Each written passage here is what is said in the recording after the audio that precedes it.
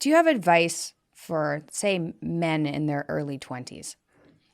Yes. The world is a way different place now than when I was in my 20s. It's interesting because a really good example of this is when I was in my early 20s, NASCAR was still like huge, like the one of the highest paid, biggest money, sports out there. 10, 15 years later, NASCAR is all but dead. I mean, the audience isn't there. And so that's the reason I bring up that example, is because something as big and as um, eclectic and exciting as, being a NASCAR fan can change and it can go away. And so you have to realize that the world is not the same place that it was when your brother was in his 20s or your dad was in his 20s. And so for me, it is the best thing that you can do, and it's really hard sometimes, is reach out and find opportunities to help the other people around you accomplish what they want. And that sounds kind of generic, but I'll dive in a little bit deeper.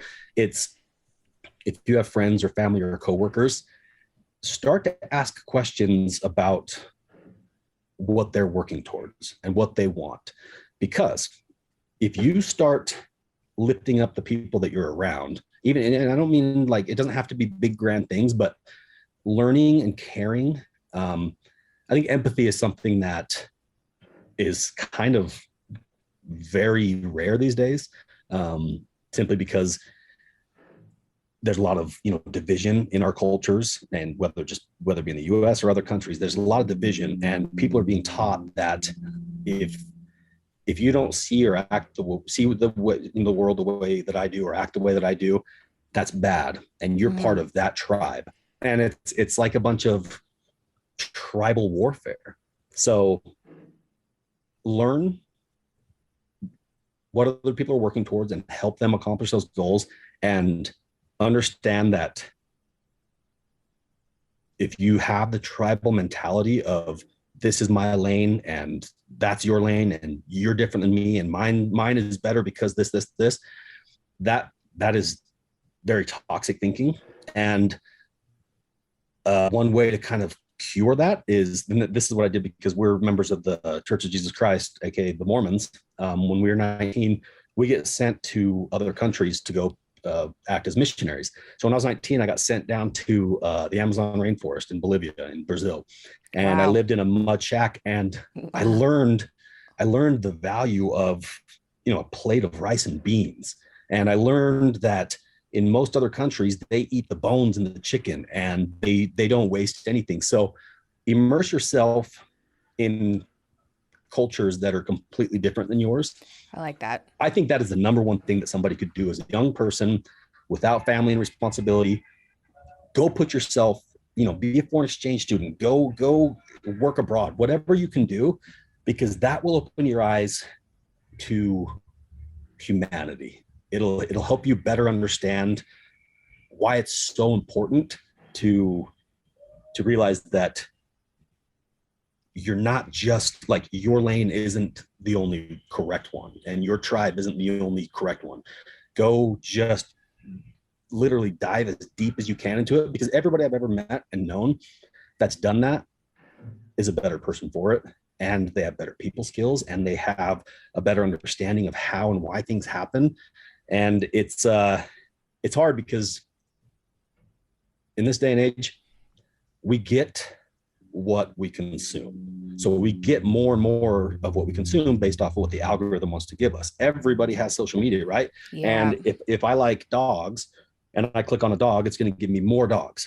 And so if I am clicking on things that are negative or not healthy for me, it's going to continue to serve more and more of that, which is why I stay away from party politics. It's the most, like, if you think about it, it is the most primitive caveman thing in the entire world. Like the way that the Republicans and the Democrats talk about each other, it is wild. And we're sitting here putting up with it. So I think a lot of that type of thinking would go away if people would just get out there and experience what your life is like. You know what I mean? So that's my best advice. It's get out there and serve, help other people, because everything else just falls into place. That's what I did. I'm not a smart guy. I'm not a super talented guy. I'm not a guy with a ton of training. I just put myself out there, and I wanted to figure out how to help other people, whether it was being a missionary and, teaching about the gospel, or going out and, helping with flood relief in Texas and New Orleans. If you do that, I'm telling you, you can be the dumbest, least talented person in the room, and you'll probably be the most successful. I really like that. Yeah, it worked for I, me. That's my story. I really agree with that too. I think it's like, I thought I'm a pretty open person, and I'm pretty open, right? And I'm not very conservative. So, but when I traveled and went to cultures that were like vastly different, and I mean like not like going to different places in the US or to like London or something. I mean like going to Eastern Europe or something. Yeah. I was like blown away at how different cultures are. Like it shocked me, and I was like 26 at that point, so it's not like I was 20 and like my eyes opened. I was just like, oh, people are a lot more different than I thought they could be from each other, and it doesn't mean that one way is right. No, it means that every way has its beauties. Every culture has so many beautiful things about it. So why would we? It goes back to that caveman mentality. Why would we sit in our own little circle and hyper focus on the things that we don't like about other people, when instead we could expand our thinking and go focus on the beautiful things about other people? It's literally the exact same amount of effort, if not easier, to focus on the beautiful things, and you become such a happier person. You become somebody that people want to be around. Think about this. If for any of your listeners, if you're having struggles in your social life, if you're having strife and arguments and constant, feel like you're always running into a wall, think about what you're focusing on in, a bunch of different areas. Okay. Take sports, take politics, take your hobby, take your neighborhood, take work, take all those different things, and think about what you think about most. Okay. If you're thinking about work and you are always constantly thinking about how bad you hate that job and you can't wait to get a new job, well, it's easy to take that and flip it and think about how awesome your new job could be, and how what you're doing now is going to be just a step to get you there. These are I small like that. moments of reframing Yeah. the way that you view. Hey. Okay. I've got a comment on that. I think I was working on an app for a while that I decided not to release because I'm working on something else. But what the app did is it helped you identify areas in your life. So like your relationship, your career, your health.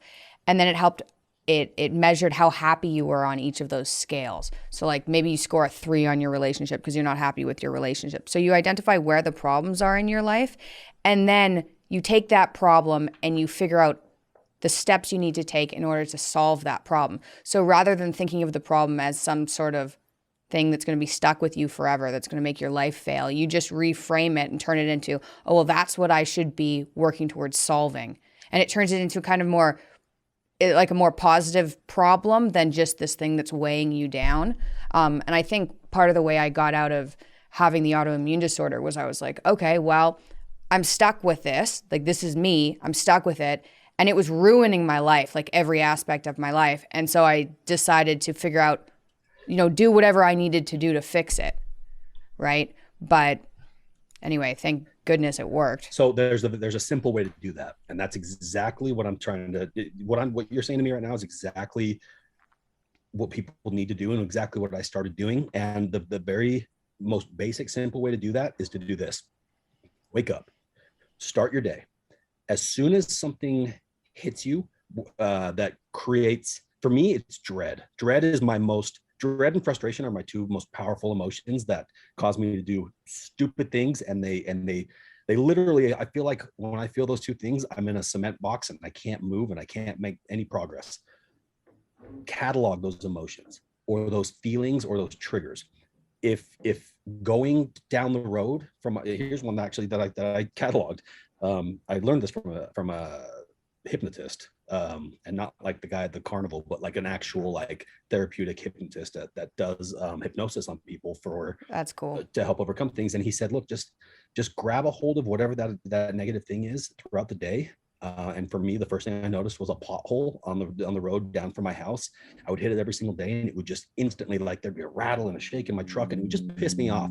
And I would let it piss me off, and I didn't realize that I was letting it piss me off. He says, take those things, all those triggers throughout the day, look at them, grab them, acknowledge them, and then put them on a shelf behind you. Doesn't mean that you're erasing them or ignoring them, but it also doesn't mean that you're giving them a ton of time and attention.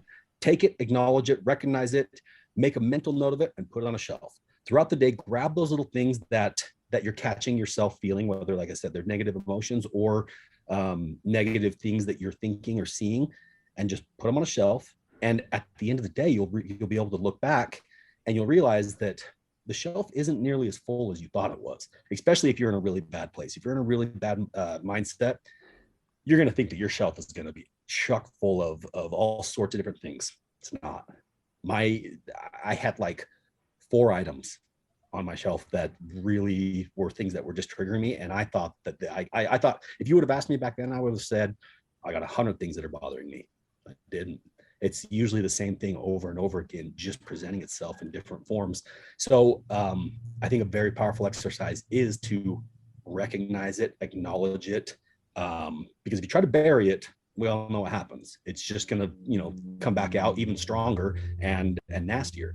But if you acknowledge it and give it a little bit of time and say, you're right, that is something that's affecting me, and then you set it aside to be able to then work through, it is one of the most powerful things I've ever done. And so it goes right back to what you were saying, is it's where we're looking is where we're going, right? If you're driving your car and you're looking down the road, you're going to go down the road. But if you're looking over, in a field, you'll start to drift off. If you're looking down at your phone, you'll start to drift. And it's so simple. And that sounds way too simple, but I promise you, that is the way it works. What you're looking at, whether it be physically with your eyes or mentally with your emotions and thoughts, that's where you're going. So just be aware of what those things are. What you think about is what you become, and that's where you end up.